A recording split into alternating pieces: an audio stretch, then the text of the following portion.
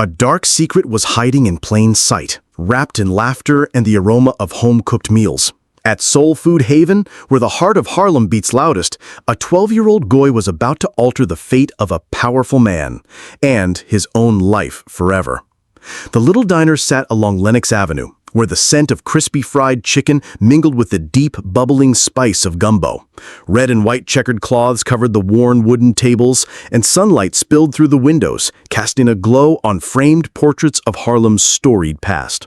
Soft gospel music floated from an old radio, songs of hope and resilience threading through the air. Diners, from blue-collar workers to polished executives, gathered here daily, as if the restaurant were the soul of the whole neighborhood. In one corner, Jamal, a wiry 12-year-old, wiped down tables with swift, practiced hands. His faded blue hoodie hung loosely on his thin frame, but his eyes, sharp and bright, seemed to see through everything. Jamal wasn't just working to help his mom pay hospital bills for his little sister, Aisha. He carried a bigger dream: to become a lawyer like Thurgood Marshall, a fighter for justice. But for now, his world revolved around greasy tabletops and pocket change in tips. Mom always said kindness is the only way to be truly human, Jamal thought to himself, his hands slowing as her voice echoed in his mind. They used to have a home once, but gentrification swept through like a storm, pushing them out and leaving scars that never fully healed. Jamal didn't blame anyone. He simply learned to watch, to read people's eyes and body language, like a lawyer in training, always searching for the truth. At the VIP table in the center of the diner sat Bernard Green, 70 years old, a man who carried power in his posture. His tailored gray suit and glinting gold watch told the story of someone who'd built an empire from the ground up. Once a boy from Harlem apartments, Bernard had risen to become a real estate tycoon, respected across the city. But today his eyes looked tired, like something unseen was gnawing at his soul. Across from Bernard sat Tiffany, his much younger wife, with golden hair and a cover-girl smile. The diamond bracelet on her wrist sparkled as she scrolled through her phone, but her gaze was icy, devoid of warmth. "Checking your phone again?" she said sweetly, the edge in her voice sharp as a blade. Bernard only nodded, flipping through the menu as if searching for something more than food. Outside, sunlight filtered through Harlem's tree-lined streets. But inside, a quiet storm was beginning to brew. Jamal, with those sharp eyes of his, glanced toward Bernard's table. And then he saw it.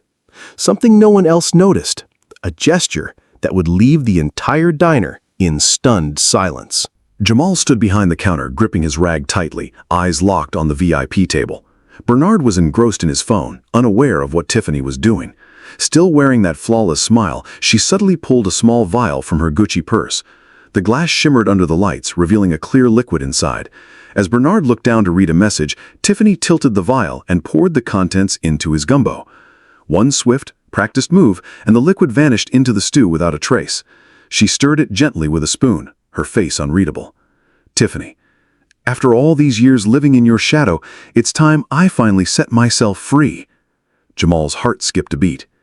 He wasn't entirely sure what he'd seen, but deep down, something felt wrong. He'd witnessed street hustlers scam tourists, watched eyes shift with deception in Harlem's corners. But this was something else, something colder, something far more dangerous. He scanned the diner. Mr. Johnson, a regular, was telling a story about the civil rights era to a table of guests. Lisa was balancing a tray of food. No one noticed.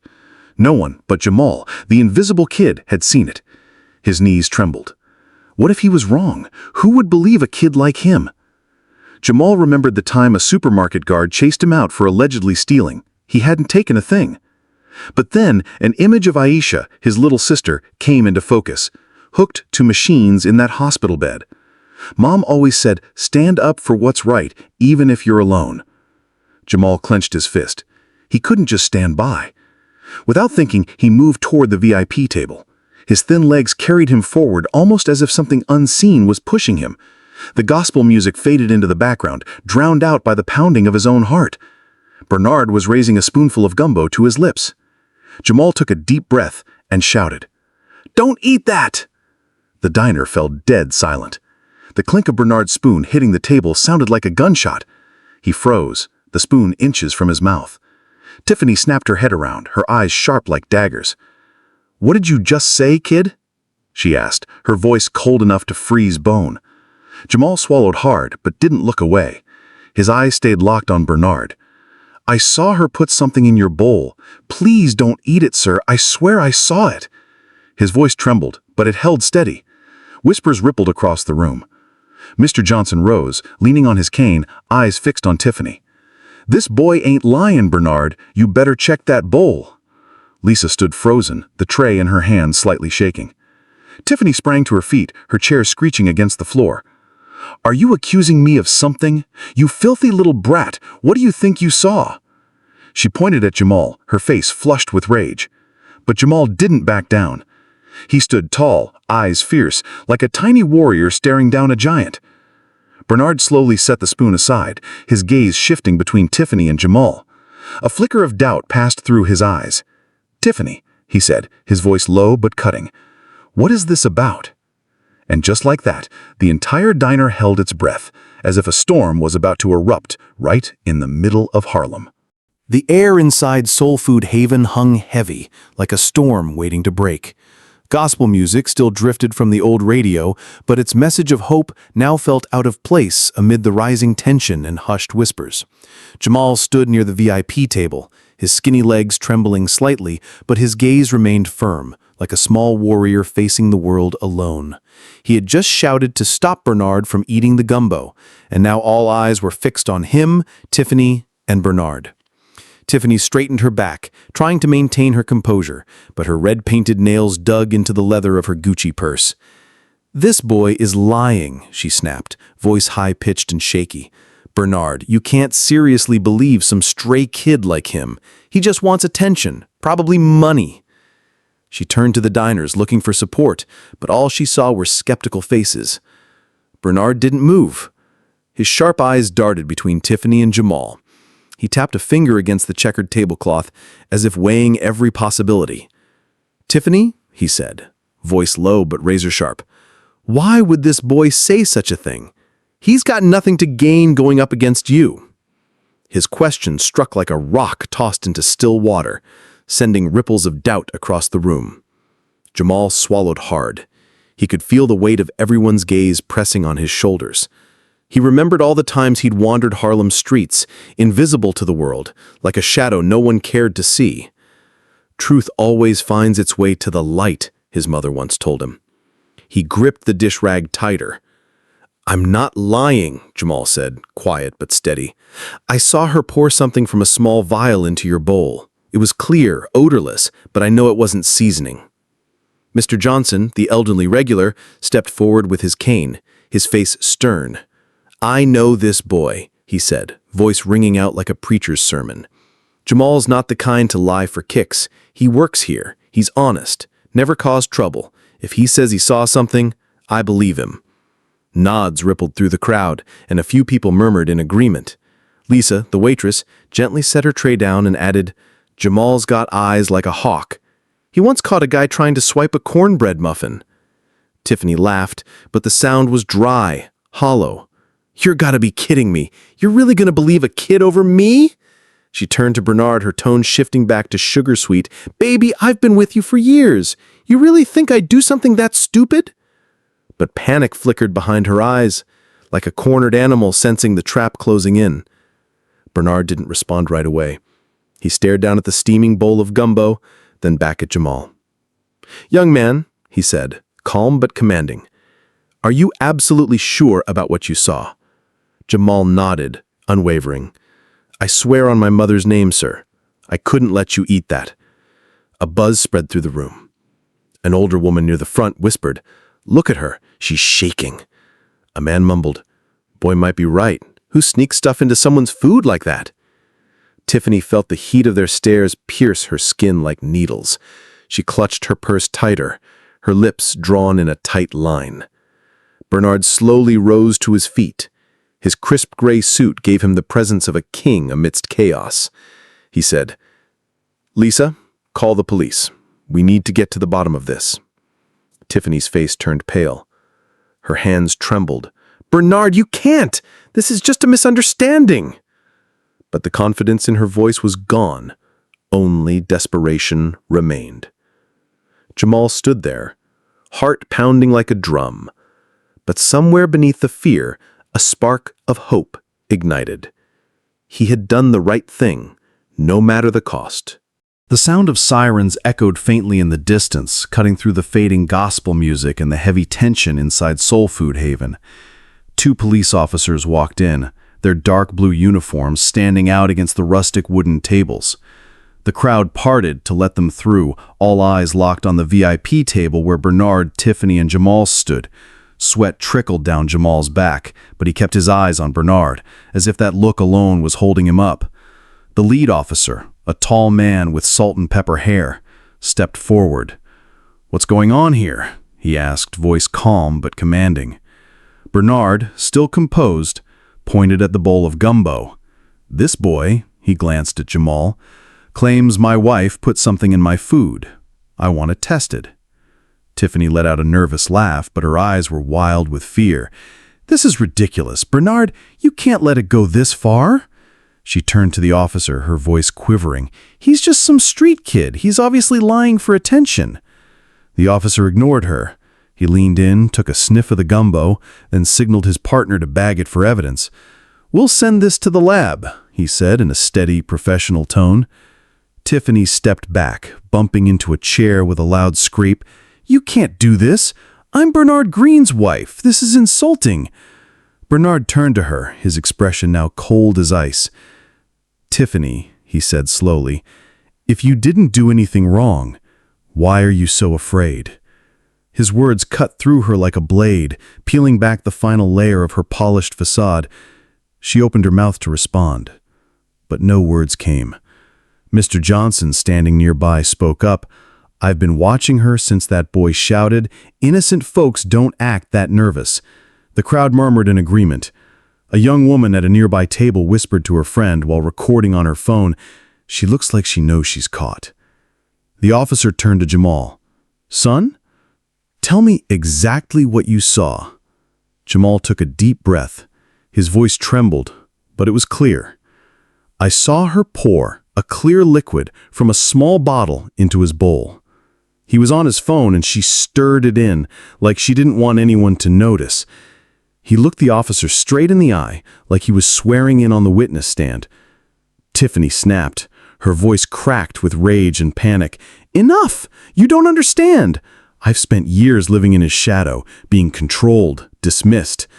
She pointed at Bernard, tears streaming down her cheeks. "He doesn't deserve everything. I just wanted to be free." The confession dropped like a bomb, leaving the diner stunned into silence. The officer stepped forward, pulling out handcuffs. "Mrs. Tiffany Green, you are under arrest for attempted murder. Place your hands behind your back." Tiffany thrashed, screaming, "You can't do this! Bernard, say something!" But Bernard sat motionless, his face pale, his eyes filled with heartbreak and disbelief. As Tiffany was escorted out, her screams faded down the street, leaving the restaurant in heavy, echoing silence. Jamal stood there, heart pounding. But for the first time, he felt something lift. He had done the right thing, and the truth had won. Soul Food Haven slowly returned to its usual rhythm, though the air still buzzed with the echoes of what had just happened. Gospel music played once more, a gentle reminder of hope after the storm. Jamal stood near the counter, his hands clutching his rag, eyes sweeping over the diners who were still whispering about the scene. Tiffany had been led away by police, but her screams still echoed in everyone's minds. At the VIP table, Bernard Green sat quietly, his face a portrait of pain and awakening. He slowly rose, his gray suit still crisp, but his shoulders slightly hunched. He looked around the room, his eyes settling on Jamal. "Young man," he said, voice deep but warm. "Come here." Jamal hesitated, glancing at Lisa. She gave him a gentle nod of encouragement. He stepped forward, his worn shoes clicking softly on the wooden floor. The whole room fell silent, as if all of Harlem was holding its breath for what would happen next. "Jamal," Bernard said, placing a hand on his shoulder, "you saved my life today. Not many people would have done that, especially not a boy like you." He paused, his eyes filled with gratitude and regret. "I've lived so long in a world of power and wealth, I forgot that sometimes the truth comes from the smallest voices. Jamal looked down, uncomfortable with praise. I didn't want anyone to get hurt, sir," he said quietly but earnestly. "My mom taught me to speak up when I see something wrong, no matter who I am." Bernard smiled. For the first time that day, it was like sunlight breaking through thick clouds. "Your mother is a remarkable woman," he said. Then he pulled a business card from his pocket. "This is my manager's number. I want to help you and your family. Housing, medicine for your sister, and, if you're willing, a scholarship to help you become the lawyer you dream of being." The crowd burst into applause. Mr. Johnson laughed, leaning on his cane. "This kid's going places, Bernard. Harlem is proud of you, Jamal." Lisa wrapped Jamal in a quick hug, whispering, "You did good, kid." Warmth flooded Jamal's chest, like, for the first time, the world actually saw him. Bernard turned to the crowd, raising his voice. "Today, I learned that courage isn't found in money or status, but in a heart brave enough to stand for justice. Jamal reminded me of the Harlem I grew up in, a place where people looked out for each other, where truth always found the light." He raised a glass of water. To Jamal and to Harlem. The restaurant erupted in cheers and applause. Jamal stood there, eyes sparkling, feeling, for the first time, a real and lasting hope. He hadn't just saved a life, he had opened a new door for himself and his family. And Soul Food Haven, with its fried chicken and gospel music, became the witness to a story of courage and community strength, a story Harlem would tell for years to come. A month later, Harlem still glowed under the warm light of early fall, but inside Jamal, everything had changed. He stood in front of the mirror in his family's new apartment, a small but cozy home Bernard had arranged for them. His old frayed hoodie had been replaced by a crisp, white button-up shirt, ready for his first day at a new school. On the table sat a scholarship acceptance letter from a prestigious program for high-achieving students, like a quiet promise of what lay ahead. Jamal stared into the mirror and saw a familiar gaze staring back, his mother's eyes living in his own. He remembered the long nights when she told stories about Thurgood Marshall and how he fought to make justice more than just a word. "You have to live in a way that honors your ancestors," she once said, when they were crammed into a tiny rental room, and Aisha's cough echoed through the dark. Now Aisha was getting better, thanks to the medication Bernard had paid for. Jamal smiled, almost sensing his mom smiling too from somewhere unseen. His mind drifted back to that day at Soul Food Haven. That one shout, it hadn't just stopped a spoonful of gumbo, it had shaken an entire world. He remembered Tiffany's panicked eyes, the way she tried to bury guilt beneath venom. He remembered Mr. Johnson's voice rising like a fire, urging him to stay strong. And Bernard's gaze, how it shifted from doubt to heartbreak to gratitude. In that moment, Jamal had realized, courage isn't the absence of fear. It's doing what's right, even when you're scared to death. Across town in Manhattan, his office, Jamal sat alone staring at the skyline. Losing Tiffany had hurt, but in the process, he found something more important, himself. His thoughts drifted back to Harlem in the 1960s when he was just a barefoot boy with dreams bigger than the block he lived on. Somewhere along the way, Tiffany had made him forget that fire, but Jamal had reignited it. He opened his notebook and scribbled down the name of a new scholarship fund, the Harlem Light Fund. It would be for kids like Jamal, kids who carried the flame of justice in their hearts. Back in Harlem, Jamal stepped outside. The morning sun lit up his face. As he passed by Soul Food Haven, Mr. Johnson sat outside with a plate of cornbread and waved. "Keep going, future lawyer," he called. Jamal laughed, waving back. Harlem wasn't just where he lived anymore. It was where he belonged, a community that stood tall, fought hard, and never stopped believing in tomorrow. He paused in front of a mural of Thurgood Marshall. The eyes in the painting seemed to lock with his. "I'll make it," Jamal whispered, a promise to himself, to his mother, and to Harlem itself. His journey had just begun, but this time, he wasn't walking it alone. The late afternoon sun spilled through the windows of Soul Food Haven, casting a golden hue across the old wooden tables. The aroma of fried chicken and cornbread filled the air, blending with gospel music humming softly from the radio, like a prayer for unity. 2 months had passed since the dramatic events with Tiffany, and the diner had become more than just a place to eat. It was now the heart of Harlem's most inspiring story. Jamal stepped in with a bright smile, a brand new school backpack slung over his shoulder. His name was now known throughout the neighborhood. "There he is, our little lawyer," Mr. Johnson called out from his usual table, a plate of collard greens in front of him. Laughter rippled across the room. A few people clapped. Jamal blushed, nodding shyly. But inside, he felt wrapped in something warm and invisible. He was no longer the invisible kid who used to wipe tables. Now people looked at him with pride, as if he were the neighborhood's very own hope. Lisa, the waitress, placed a steaming plate of fried chicken in front of him. "On the house, kid," she winked. "You earned it." Jamal smiled and thanked her, settling into a corner seat. His eyes scanned the mural on the wall, portraits of Harlem legends like Malcolm X and Ella Fitzgerald. He thought of his mother, who once told him, "Harlem wasn't just where you lived, it was where your heart belonged." He thought. She was right. Taking a bite of crispy chicken. The door swung open, and in walked Bernard Green.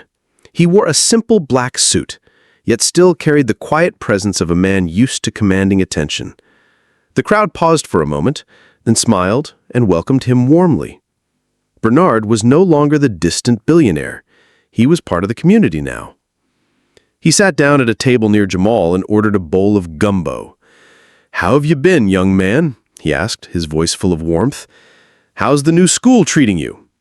Jamal nodded. "It's good, sir. I'm taking basic law classes. My teacher says I've got a knack for it." Bernard laughed, a deep, thunderous sound that filled the room. "I knew it! You've got the eyes of someone searching for the truth. Harlem needs people like you."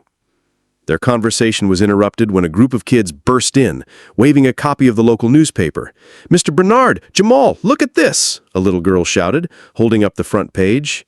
The bold headline read, "Harlem Light, New Scholarship Fund for Local Kids." The article featured Bernard's initiative, dozens of scholarships for neighborhood children inspired by Jamal's actions. The crowd erupted into applause. Someone shouted, "Harlem never quits!"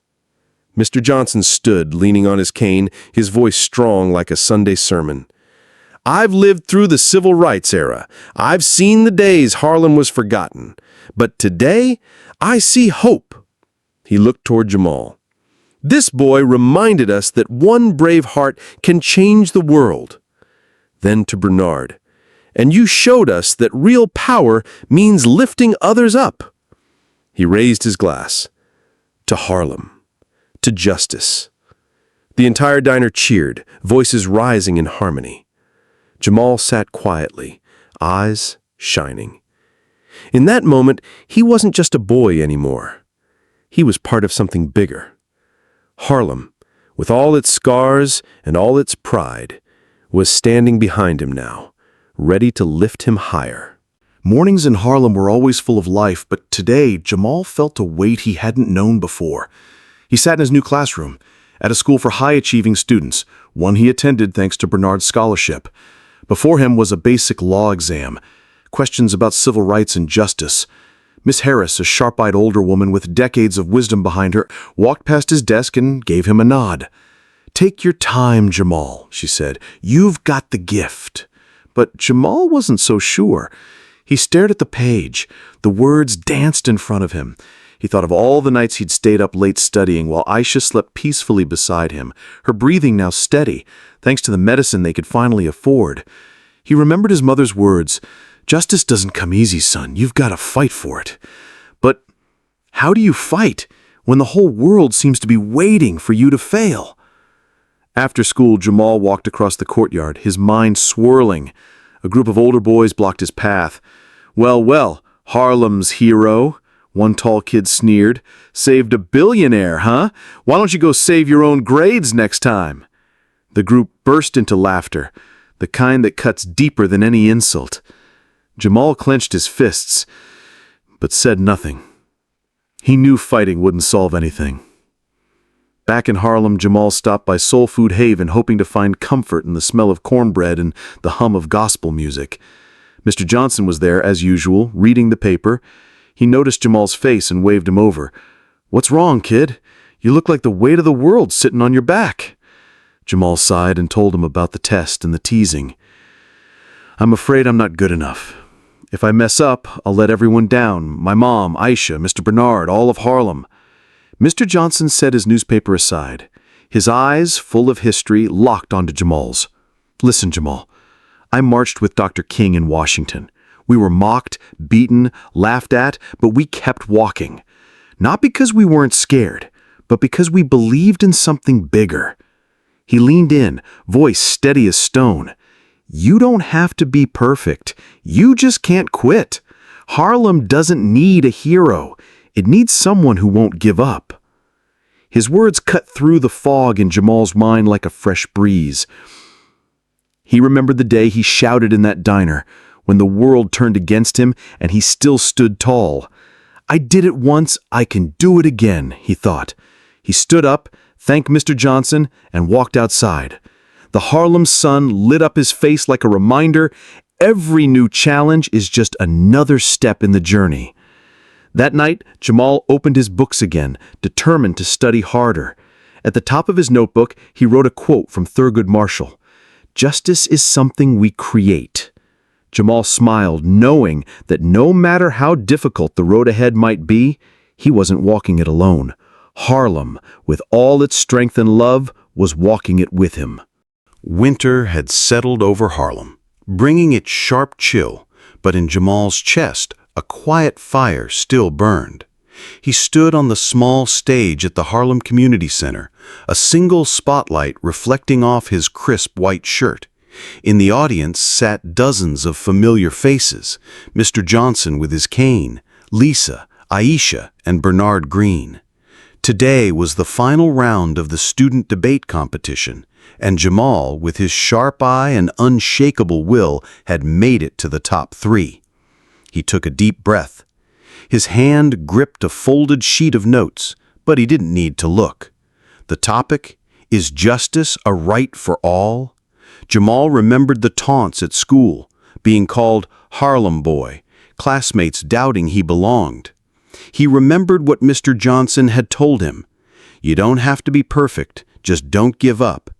And now he stood here, ready to speak his truth.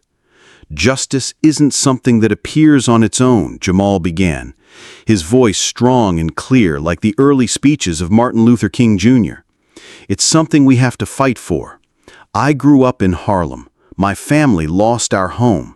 My little sister nearly died because we couldn't afford her medicine. But I've learned that justice starts with small acts, like speaking up when no one else will, even when the world tells you to stay quiet." He glanced at Bernard, his eyes full of resolve. "I once shouted in a diner to save a man's life. Today, I stand here to say that justice is a right for all of us, and Harlem will never stop fighting for it." The room erupted in applause. Mr. Johnson shouted from the back, "You preach it, kid!" Aisha sat beside their mother, smiling wide, cheeks rosy with health. Bernard nodded, eyes gleaming with pride. Then came the announcement. Jamal Green, first place winner. The words rang out and Jamal walked to the front to accept his trophy. His heart pounded, but not from fear, from joy. Later that night, Bernard hosted a celebration dinner at Soul Food Haven. The diner glowed with tiny string lights, and the scent of gumbo and fresh cornbread filled the air. Lisa brought out a special plate of golden fried chicken and winked. "For the champ," she said. Jamal sat beside Aisha, watching her laugh freely for the first time in what felt like forever. A calm, warm joy settled over him. Bernard raised a glass. "Jamal," he said, firm and proud, "you made Harlem proud today, but this is just the beginning. I believe you'll become a great lawyer, just like Thurgood Marshall." Jamal smiled, eyes shining. He thought of his mother, of the nights she read stories beneath dim lights, her voice steady, even when the world outside was anything but. Live in a way that honors your ancestors, she used to say. Now Jamal knew he was on the right path. He looked around at Mr. Johnson, Lisa, Bernard, and Aisha, and realized something powerful. Harlem wasn't just where he succeeded. It was where he found his second family. This first taste of victory, however small, was proof. His dream was no longer out of reach. Spring had returned to Harlem, bringing soft light and budding hope. Jamal stood beneath the mural of Thurgood Marshall on Lenox Avenue, his debate trophy gleaming in his hand. He was no longer just a kid with a dream. He had become a symbol of hope, not just for his family, but for an entire community. At Soul Food Haven, the scent of fried chicken still drifted through the air, and the hum of gospel music filled the room like a heartbeat, steady, unwavering, soulful. Jamal's story had spread across Harlem, from the corner stores to classrooms. People spoke of the 12-year-old boy who shouted to save a billionaire, of the courage he showed in the face of doubt and ridicule, of the way he turned a whisper of justice into a roaring truth. But to Jamal, it was never just about him. It was about Harlem. Mr. Johnson and his stories of the civil rights marches, Lisa with her quiet acts of kindness, Bernard, a man rediscovering his purpose, and Jamal's mother, who planted the seed of justice in his heart long before the world noticed. One afternoon, Jamal sat in his usual booth at Soul Food Haven, writing an essay for school. The topic? What does justice mean to you? He paused, pen in hand, gazing out the window.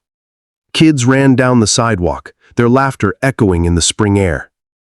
His mind traveled back to that moment, the day he faced Tiffany, when it felt like the whole world wanted him to stay quiet.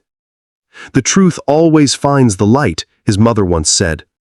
Now he understood. Courage isn't the absence of fear, it's action in spite of it. Justice isn't a gift, it's something you fight for with sweat and soul. Bernard walked into the diner, no longer burdened by the weight of wealth or reputation. He slid into the seat beside Jamal and asked softly, "What's on your mind, son?" Jamal smiled, steady and clear. "I'm thinking about Harlem, how we always get back up, no matter how hard life hits. I want to become a lawyer, not just for me, but to carry that story forward." Bernard nodded, eyes warm with pride. "You will, Jamal, and Harlem will be behind you, every step of the way." He pointed to the window where Mr. Johnson sat under a blooming tree, sharing stories with a new group of kids. "We don't live just for ourselves. We live for each other. That's Harlem's strength." Jamal's story didn't end here. It became a fire, passed down from one generation to the next. A reminder that anyone, no matter how small, can change the world. Courage doesn't wear a suit or carry a briefcase. It only needs a heart that knows right from wrong. Justice is not a destination. It's a journey. And Harlem, with all its scars, pride, and power, will always be the place where dreams find their light. As Jamal stepped out of the diner, the sunlight caught his face. He looked up at the mural of Thurgood Marshall and whispered, "Thank you." Then he walked on, carrying Harlem's hope, ready to write the next chapter, not just for himself, but for everyone who believes in the power of standing up.